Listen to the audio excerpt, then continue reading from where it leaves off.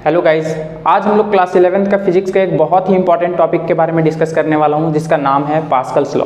Guys, इस Pascal's law में लोगों को बहुत सारे कन्फ्यूजन्स होते हैं, तो आज के बाद ये कन्फ्यूज़न नहीं होने वाले हैं, है ना। तो इस पास्कल्स लॉ को हम लोग बहुत ही बेहतरीन वे से हम लोग समझने वाले हैं कि एक्चुअली में ये पास्कल्स लॉ होता क्या है। तो गाइस, अगर मैं इसके बारे में थोड़ा सा अगर इंट्रो दूँ ना, तो एक्चुअली में ये पास्कल्स लॉ होता क्या है। तो देखिए,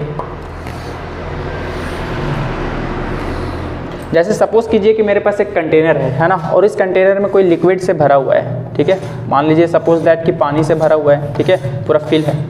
तो हर जगह पे अगर मैं बात करूं कि ए पॉइंट पर कुछ प्रेशर होगा, बी पॉइंट पर भी कुछ प्रेशर होगा और सी पॉइंट पर भी कुछ प्रेशर होगा। चलिए सपोज कर लीजिए कि मैं यहाँ का प्रेशर मान लेता हूँ 10 पास्कल है, और यहाँ का प्रेशर है बी पॉइंट पर 20 पास्कल एंड सी पॉइंट पर जो है 30 पास्कल है ना, 30 पास्कल, ठीक है।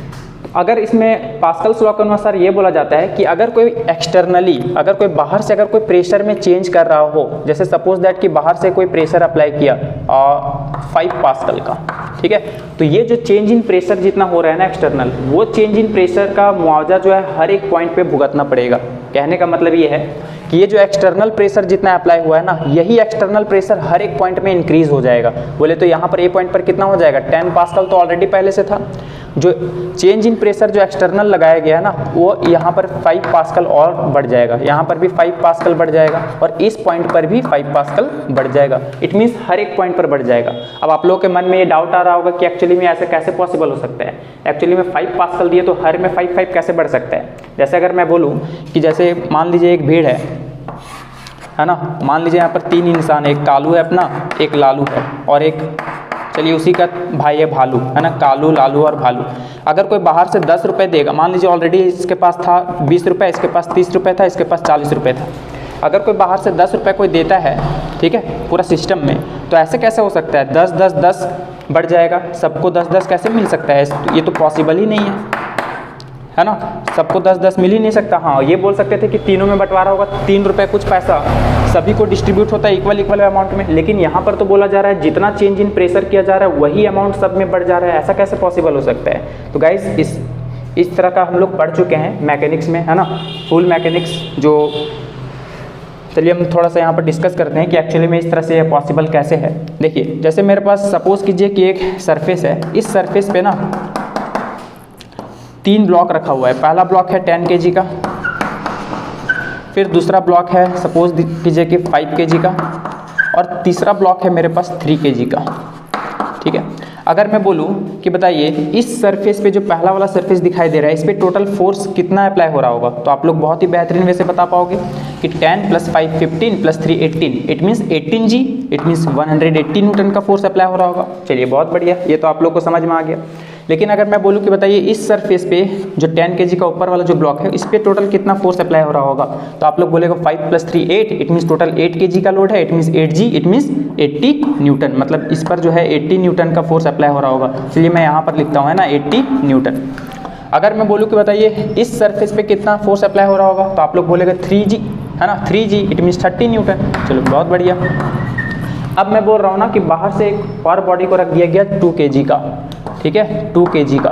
तो बताइए इस 2 kg के कारण जो है ना हर एक को मुआवजा भुगतना पड़ेगा, हर एक का जो है ना फोर्स अप्लाई बढ़ जाएगा हर सरफेस पे। बोले कैसे, देखिए ये 2 kg था, तो अब बताइए, अब मैं पूछूं कि बताइए 10 kg पे टोटल कितना, अगर इस सरफेस पे बात करूं तो इस सरफेस पे टोटल कितना फोर्स अप्लाई हो रहा होगा, तो अब आप लोग बोलेगा 10 + 5 15 + 3 18 और 2 20, it means 20 G, it means 200, मतलब यहाँ पर कितना आ गया 200, मतलब कितना बढ़ गया 20 न्यूटन बढ़ गया है।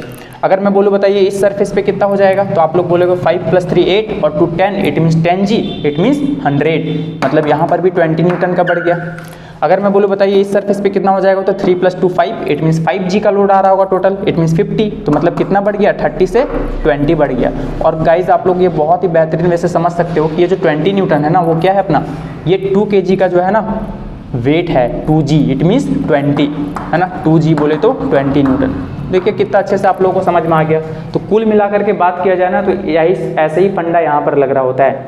अगर कोई बॉडी, जरा सोचिए, आप लोग एज्यूम कीजिए कि कोई नीचे कोई बॉडी पड़ा हुआ है या फिर आप ही पड़ गए हो, है ना, और उसके ऊपर जो है ना 3 कोई खड़ा है, लेट गया आपके ऊपर, तो आप पर जो लोड होगा ना वो सभी के कारण होगा, लेकिन ऊपर वाला पे कम होगा, थोड़ा ऊपर वाला पे कम होगा, थोड़ा ऊपर वाला पे कम होगा, वो अलग की बात है। लेकिन अगर कोई मान लीजिए कि 10 किलो का इंसान कोई और बैठ गया ऊपर में, तो वो 10 kg का लोड जो है ना सभी में बढ़ जाएगा, 10 सबको भुगतना पड़ेगा। उसी तरह से यहाँ पर है, वहाँ पर फोर्स का फंडा था और यहाँ पर प्रेशर का फंडा होगा, है ना। तो यहाँ पर वही है कि हर एक पॉइंट पर जो प्रेशर होगा वो तो चलो ठीक है, मान लिया कि मैंने हाइट डेप्थ के अनुसार अलग होता है, प्रेशर लिखने का होता है रो जी एच, ठीक है, रो जी एच। ये किसके वजह से होता है? लिक्विड के वजह से, इसी को हम लोग गाइज प्रेशर के नाम से जानते हैं, ठीक है। तो हर एक पॉइंट पे मान लिया कि अलग अलग होगा, लेकिन कोई एक्सटर्नल प्रेशर अगर अप्लाई करता है तो वो एक्सटर्नल प्रेशर जो होगा ना वो हर जगह हर एक पॉइंट पे बढ़ जाएगा उतना ही प्रेशर, ठीक है। तो आप लोग तो ये जानते होंगे कि पी एब्सोल्यूट का जो फॉर्मूला होता है वो होता है क्या? Rho G H plus P not, it means atmospheric pressure. तो यह गाइज आप लोग बहुत ही बेहतरीन वैसे आप समझ सकते हो कि एक्चुअली में कोई भी लिक्विड पे जो है ना एटमॉस्फेरिक प्रेशर जो है एटमॉस्फेयर की वजह से सिर्फ पहला लेयर पे लग रहा होता है, और उस पहला लेयर पे जो प्रेशर अप्लाई हो रहा है ना वो उसके कारण जो है हर एक जगह पॉइंट पर जो है वो एटमॉस्फेरिक प्रेशर बढ़ जाता है। इसी को हम लोग एब्सोल्यूट प्रेशर बोलते हैं, इसको गैज प्रेशर बोलते हैं, है ना, ये आप लोग को पता होना चाहिए, गैज प्रेशर। और ये अपना पी नॉट हो गया एटमॉस्फेरिक प्रेशर।